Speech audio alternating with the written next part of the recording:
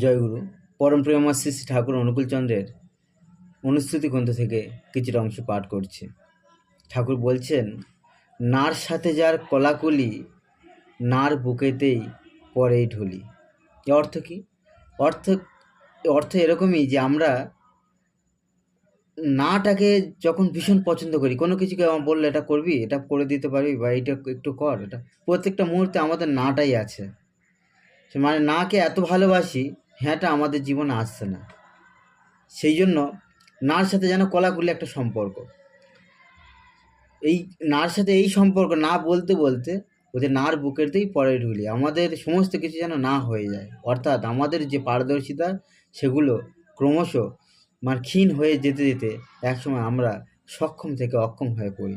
সুতরাং যদি সক্ষমতার সাথে জীবনটাকে সুন্দর করে বাঁচতে হয়, তাহলে ঠাকুরের এই কথাগুলি নাকে পছন্দ কখনোই করা যাবে না। নাটাকে এড়িয়ে চলে আমাদের জীবনে হ্যাঁকে আলিঙ্গন করেই এগিয়ে যেতে হবে, পারদর্শিতাকে অবলম্বন করতে হবে।